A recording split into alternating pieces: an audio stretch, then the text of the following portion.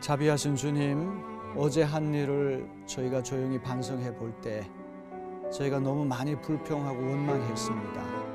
우리가 부정적인 말들을 너무나 많이 했던 것을 회개합니다.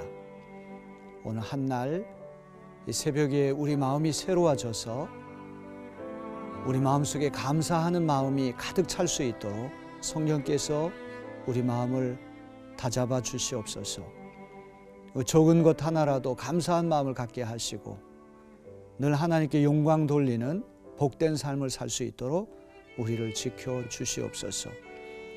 오늘 한날도 우리 가족들, 친구들, 또 직장 동료들, 또 교우들, 수많은 사람들을 만나게 될 터인데 하나님 우리 마음속에 겸손과 감사함이 있게 하셔서 정말 우리의 겸손과 감사함으로 인하여서 이 세상이 좀 더 화목한 세상, 아름다운 세상 되게 하여 주옵소서.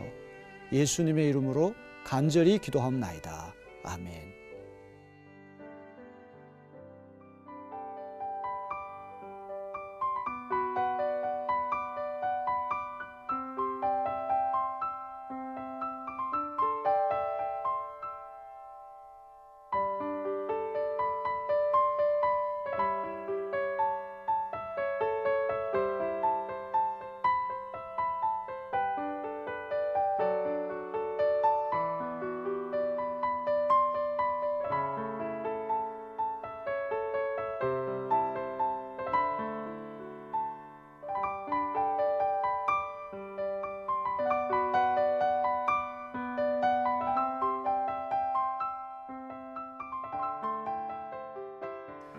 기도를 여는 하루, 인천 내리교회 김은규 목사입니다. 기독교는 철두철미 말씀의 종교입니다. 하나님께서 우주 만물을 창조하실 때 말씀으로 창조하셨죠. 예수께서 이 땅에 오셨을 때 각색 병자들을 고쳐주시고 또 죽은 자를 살리실 때에도 말씀 한마디로 그렇게 하셨습니다. 하루 일과를 시작하기 전에 우리가 말씀을 먼저 영의 양식으로 공급받고 오늘도 힘차게 승리하는 한날이 되었으면 좋겠습니다. 칼 바르트라고 하는 신학자는 말씀은 삼중 양태로 움직인다고 했습니다. 첫째로 성육화된 하나님의 말씀, 예수 그리스도가 하나님의 말씀이죠. 두 번째는 기록된 하나님의 말씀, 성경 속에 하나님 말씀이 있습니다. 세 번째는 선포된 하나님의 말씀, 또 설교가 하나님의 말씀입니다. 우리가 말씀으로 돌아간다는 이야기는 예수께로 돌아가는 것이고 성경으로 돌아가는 것이고 또 하나님 말씀을 증거하는 설교자의 말을 잘 귀담아 듣는 것이기도 합니다. 오늘 저는 누가복음 13장 6절로부터 9절에 있는 말씀을 여러분에게 전하고자 합니다. 네 구절밖에 되지 않지만 의미는 굉장히 깊은 비유 말씀이 여기에 있습니다. 흔히 열매 맺지 못하는 무화과 나무 비유, 그렇게 제목을 붙이죠. 어떤 포도원 주인, 과수원 주인이 무화과 나무를 심었습니다. 이 무화과 나무라고 하는 것은 이제 포도나무, 감람나무와 더불어서 성경에 자주 등장하는 나무인데 아주 상스러운 나무입니다. 이스라엘의 영광과 축복을 상징하는 그런 나무죠. 정반대되는 나무가 가시나무입니다. 저주와 심판을 상징하는 나무입니다.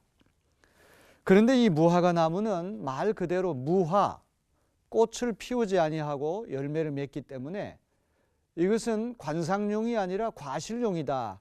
이것을 우리가 기억을 해야 됩니다. 이제 무화과 나무를 심는 이유는 과실을 거두기 위해서 그런 것이지 꽃을 구경하고 감상하기 위해서 심는 것은 아니다. 하나님께서 어떤 교회에 무화과 나무를 우리를 심으실 때 관상용으로 심는 것이 아니라 과실용으로 심는 것이다. 이것을 꼭 기억해야 할 것입니다. 여기 이 과수원 주인도 3년 동안이나 이 무화과 나무가 열매 맺혀지기를 간절히 기다렸습니다. 이 3이라고 한 숫자는 완전 숫자 아닙니까? 삼위일체, 또 베드로가 예수님을 3번씩이나 모른다고 부인했다는 얘기는 변명의 여지가 없는 완벽한 부인이거든요. 여기 과수원 주인이 3년씩이나 무화과 나무가 열매 맺혀지기를 기다렸다는 얘기는 무화과 나무가 열매를 맺을 수 있는 충분한 시간과 여건이 다 주어졌다는 말이죠. 입이 100개가 있어도 변명할 여지가 없습니다. 드디어 주인의 인내심의 한계가 와서 과원지기에게 열매 맺지 못하는 무화과 나무를 도끼로 찍으라, 그렇게 명령을 내렸습니다. 여기 과원지기는 주인의 명령에 순종해서 열매 맺지 못하는 무익한 무화과 나무를 도끼로 찍어내면 자기 소임을 다하는 것인데, 이상하게도 열매 맺지 못하는 무화과 나무를 변명하고 두둔합니다. 주인 어른, 그렇게 하시지 마시고 1년만 더 유예해 주시면, 1년만 더 기다려 주신다면 제가 구덩이를 파서 거름을 주어서라도 이 무화과 나무가 열매 맺도록 만들어 보겠습니다. 이렇게 적극적으로 주인에게 청원하는 모습을 보이고 있습니다.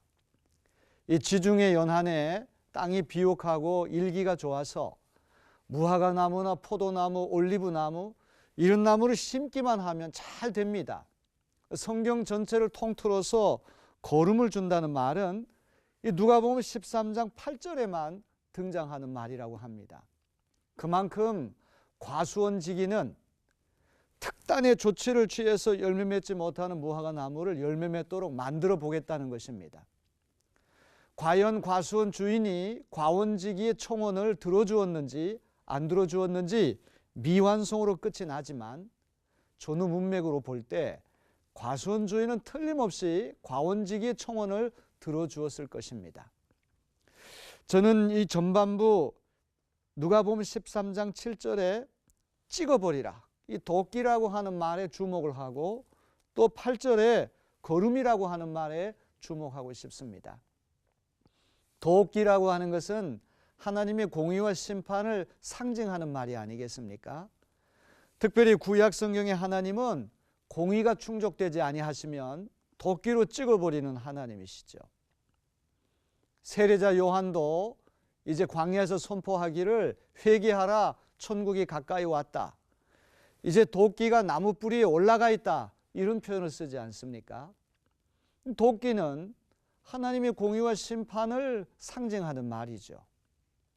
하나님의 두 가지 속성 중에서 우리가 부인할 수 없는 절대적인 속성이 공의와 심판의 하나님이십니다. 하지만 이 거름이라고 하는 말은 하나님의 용서, 하나님의 인내, 하나님의 사랑, 하나님의 은혜, 이런 것들을 상징하는 말이죠. 동전에도 앞면과 뒷면이 있듯이 하나님의 속성에도 공의와 심판이 있는가 하면 또 사랑과 인내, 용서, 은혜, 이런 속성이 있습니다. 이 짤막한 비유를 통해서 드러나는 것은 무엇입니까?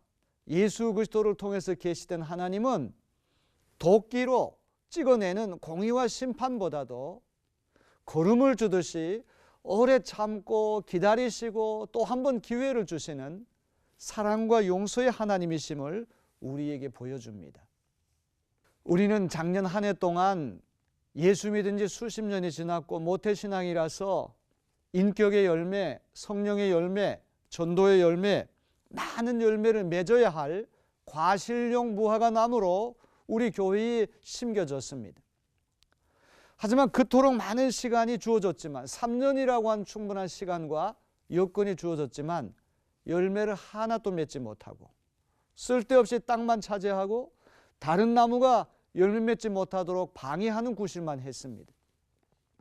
하나님의 인내심의 한계가 와서 진작 도끼에 찍혀야 할 인생이었지만, 중보자 되시는 예수님이 우리를 두둔해 주시고 변명해 주시고 우리를 사랑해 주셔서 거름을 주는 희생적인 사랑 때문에 또 심판의 기간이 1년간 유예된 줄로 믿습니다.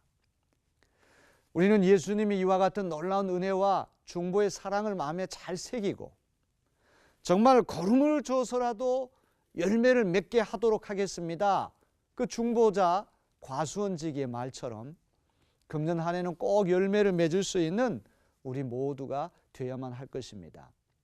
무엇보다도 이 비유를 읽을 때마다 혹시라도 우리는 정의, 이것만 외치면서 도끼만 들고 설치는 사람은 아닌지 한번 스스로를 성찰해보는 시간이 되었으면 좋겠습니다. 우리 마음에 들지 않고 부당한 일이 있을 때 도끼로 찍어내지 탁탁 치면 얼마나 속이 후련하고 통쾌하겠습니까? 하지만 도끼로 찍어내면 그것으로 끝입니다. 생명이 나지 않습니다. 고름이라고 하는 건 더럽습니다. 냄새가 납니다. 또 일단 고름을 주더라도 시간이 많이 걸립니다. 하지만 고름 속에는 생명을 살리는 효소가 있기 때문에 언젠가 때가 되면 반드시 열매를 맺고 생명을 살리게 되는 것입니다. 우리 시대에 도끼를 들고 정의를 외치는 그리스도인보다는 보이지 않는 곳에서 고름을 주는, 인내하고 용서하고 기다리고 냄새나고 더럽고 시간 많이 걸리고 참으면서 고름 주는 그런 사랑의 사람, 인내의 사람들이 우리 시대에 그 얼마나 더 많이 필요합니까? 여러분들 가운데 정말 도끼보다는 고름 줄 수 있는 그런 하나님의 자녀들이 다 되시기를 주님의 이름으로 기원합니다.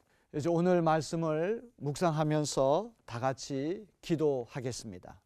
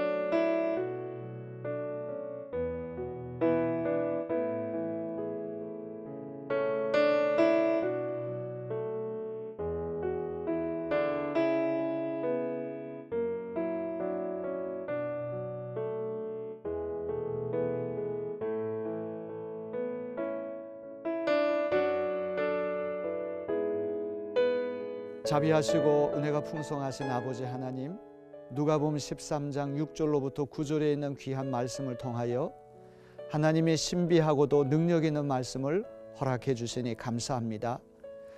육의 양식을 공급받기 전에 영의 양식부터 먼저 공급받사오니 먼저 우리 영혼이 살 때 육신의 건강이 새로워지고 우리의 삶이 윤택해지는 줄로 믿습니다. 예수님 입에서 나온 이 귀한 말씀이 우리 심령에 잘 박힌 못과 같이 새겨지게 도와주시고 중보자 되시는 과원직이 예수님이 우리같이 무익한 종들을 변호해주고 고름주는 사랑을 통하여 기어코 우리를 열매 맺게 만들어 보시려고 했던 것처럼 우리도 예수님의 마음을 본받아서 이제 정의만 실현한다는 명목으로 도끼만 들고 다니는 사람이 아니라 더럽고 냄새나고 시간이 많이 걸리는 고름주는 희생적인 사랑을 실천해서 우리 주변의 사람들이 생명을 얻고 새로워지는 놀라운 역사가 일어나게 도와주시옵소서. 한날의 수고를 주님 손에 의탁합니다.